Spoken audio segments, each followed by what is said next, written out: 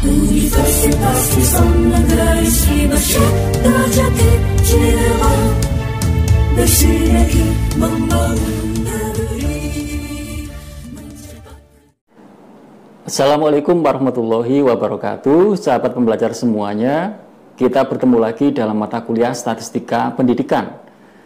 Pada video kedua ini, kita akan membahas sebuah konsep penting yang menjadi dasar seluruh proses statistik, yaitu data, informasi, pengetahuan, dan kebijaksanaan. Mari kita mulai dari yang pertama, yaitu data. Data adalah fakta-fakta mentah yang diperoleh dari hasil pengukuran, pengamatan, atau pencatatan. Dalam pendidikan, data bisa berupa angka hasil ujian, kata-kata dari wawancara, atau gambar hasil pengamatan di kelas. Namun, tidak semua angka otomatis bisa kita sebut sebagai data dalam arti statistik. Ingat, dalam statistika, data is numbers with context. Artinya, data adalah angka yang memiliki konteks. Misalnya, saya tuliskan beberapa angka sebagai berikut. 75, 69, 67, 71, 67, dan seterusnya, ya. Sekarang pertanyaannya, apakah ini merupakan data? Jika ini merupakan data, data tentang apa ini? Ini belum bisa disebut sebagai data karena belum diberi konteks, sehingga deretan angka tersebut tidak punya arti. Tapi jika saya tambahkan konteksnya, misalnya, berikut adalah skor hasil tes matematika siswa dari dua kelas yang berbeda, yaitu kelas A dan kelas B. Nah, sekarang deretan angka tadi menjadi jelas bahwa itu adalah sebuah data tentang skor hasil tes matematika siswa dari dua kelas yang berbeda, yaitu kelas A dan kelas B. Singkatnya, deretan angka-angka hasil pengukuran, kata-kata hasil wawancara, atau foto hasil pengamatan baru bisa disebut sebagai data jika sudah disertai konteks yang jelas.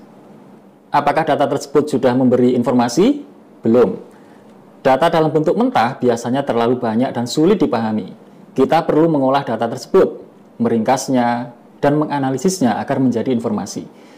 Pengolahan ini bisa dilakukan dengan menghitung ringkasan angka statistik, membuat tabel, atau menyajikannya dalam bentuk grafik. Setelah diolah, misalnya kita mendapatkan informasi bahwa rata-rata skor kemampuan matematika kedua kelas tersebut adalah hampir sama, yaitu sekitar 70. Tetapi standar deviasinya berbeda. Kelas A memiliki tingkat keberagaman skor yang lebih tinggi, artinya lebih heterogen dibanding kelas B yang lebih homogen. Lalu, apakah informasi tersebut sudah menjadi pengetahuan? Belum tentu. Informasi akan menjadi pengetahuan ketika informasi tersebut diakui dan diyakini manfaatnya, lalu disimpan dalam memori kita dan digunakan nanti. Contohnya, seorang guru yang mengetahui bahwa kelas A lebih heterogen akan menyimpan informasi ini sebagai bekal ketika merancang pembelajaran di masa depan. Pengetahuan ini akan muncul kembali ketika guru tersebut menghadapi kelas dengan kondisi yang serupa. Bagian terakhir adalah kebijaksanaan atau wisdom. Kebijaksanaan adalah kemampuan menggunakan pengetahuan tersebut untuk mengambil keputusan yang tepat dan bermanfaat.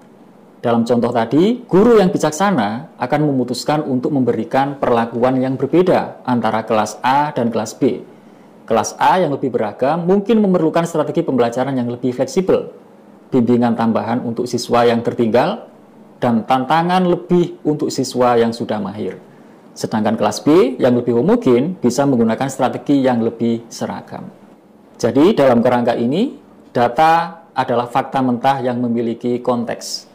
Informasi adalah data yang sudah diolah sehingga memberikan makna. Pengetahuan adalah informasi yang disimpan karena bermanfaat. Kebijaksanaan adalah penerapan pengetahuan untuk pengambilan keputusan yang tepat. Baik, itu pembahasan kita tentang data, informasi, pengetahuan, dan kebijaksanaan. Pada video berikutnya, kita akan mulai masuk ke pembahasan tentang alur kerja statistika. Sampai jumpa di video berikutnya, dan wassalamualaikum warahmatullahi wabarakatuh.